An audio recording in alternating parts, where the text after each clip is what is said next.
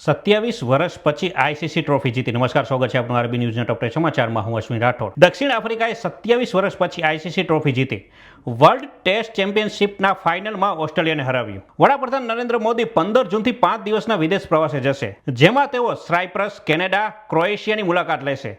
16 થી 17 જૂન કેનેડામાં યોજાનારી G7 સમિટીમાં પણ ભાગ લેશે. ઓપરેશન સિંદૂર પછી પીએમ મોદીનો આ પહેલો વિદેશ પ્રવાસ. ઉત્તર પ્રદેશમાં અમિત શાહ 60,244 કોન્સ્ટેબલોને નિમણૂક પત્ર સોંપશે. મણિપુરમાંથી સુરક્ષા દળોએ 328 બંદૂકો, 10 ગ્રેનેડ અને 7 ડેનોનેટર સહિતના શસ્ત્રો જપ્ત કર્યા. નિષ્ણાતો પ્રમાણે જો ઈરાન અને ઇઝરાયલનો સંઘર્ષ સમાપ્ત નહીં થાય તો ક્રૂડ ઓઇલનો ભાવ 50% સુધી વધી શકે છે. ઈરાની પરમાણુ પ્લાન્ટ પર ઇઝરાયલના હુમલાના કારણે રાસાયણ લીકેજ થઈ રહ્યું છે તેવું આંતરરાષ્ટ્રીય પરમાણુ ઉર્જા એજન્સીના વડાએ સંયુક્ત રાષ્ટ્ર સુરક્ષા પરિષદને જણાવ્યું. એર ઇન્ડિયા વિમાન દુર્ઘટનાની તપાસ માટે સમિતિની રચના 3 મહિનામાં રિપોર્ટ સોંપશે. એર ઇન્ડિયા વિમાન દુર્ઘટના બાદ સરકારે તમામ 787 બોઈંગ વિમાનોના તપાસના આદેશ આપ્યા. ઇઝરાયલ અને ઈરાન વચ્ચે ચાલી રહેલા સંઘર્ષના કારણે ઈરાન એરસ્પેસ બંધ થવાથી ઘણી ફ્લાઇટમાં વિક્ષેપ પડી રહ્યો છે. અમદાવાદ પ્લેન ક્રેશમાં 9 મૃતદેહોના ડીએનએ મેચ થયા, 1 મૃતદેહ સોંપાયો. તો આ તારના ટોપ 10 ન્યૂઝ અને હું હતો આપની સાથે અશ્વિન રાઠોડ.